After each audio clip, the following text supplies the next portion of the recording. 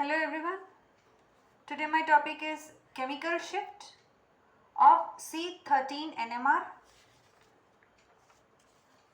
My previous videos we have studied about the different types of C13 NMR. Do check it out. What is chemical shift? It is the difference in absorption position of a particular nuclei. Here it is C13 from the absorption position of a reference nucleus. Normally that is reference nucleus that is taken as TMS.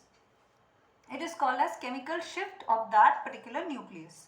Now chemically equivalent carbons will have the same chemical shift. Shift in the absorption occurs due to the difference in the effective magnetic field experienced by different sets of nuclei, which is mainly dependent on the chemical environment of the nucleus.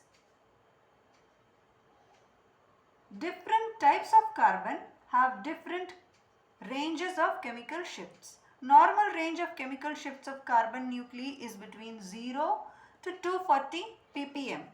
All the chemically non-equivalent carbons are observed as sharp singlets in proton decoupled spectrum.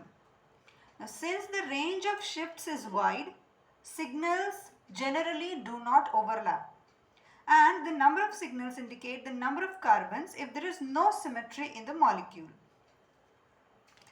Now this you can understand with an example. Here before that, just I'll give you some information, like for if when we see saturated carbons, they appear at highest field, then followed by carbons attached to electronegative groups, then alkene, finally carbonyl carbons of various carbonyl derivatives at lowest field. Approximate C13 chemical shift ranges is already found, and we do have a table for that. You can refer it. Now let us see what is chemical shift equivalence.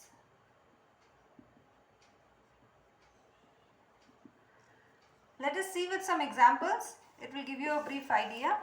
Now, if the carbons in a given molecule are interchangeable by a symmetry operation or a rapid process, they are said to be chemically equivalent. Let us make it more clearer with some examples, like CH3. This is ethane. Now, in ethane, you can see the carbon. This carbon has the same number of hydrogens. This carbon too has the same number of hydrogens, and they'll be arranged in the same manner. Therefore, from these two, we are getting only one carbon, one type of carbon.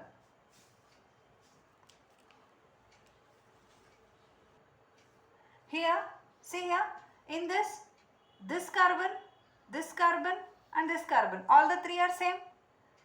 So we can take it as one carbon, and here this carbon is attached to different groups, and therefore we have another carbon over here. So in all we have two carbons. Let us see this example. This carbon and this carbon is same, one carbon. This carbon and this carbon is same, so this is another carbon. This, or you can say this and this.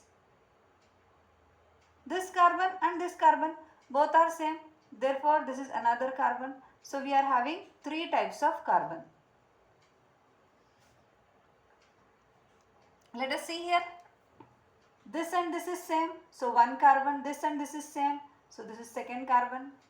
Here this carbon is attached to another carbon, so this is another type of carbon. This carbon is attached to oxygen, and therefore we have another type of carbon. This is another one, and this one is another one. So in all we are having 1, 2, 3, 4, 5, 6 types of carbons. This is the way we find out chemical shift equivalence.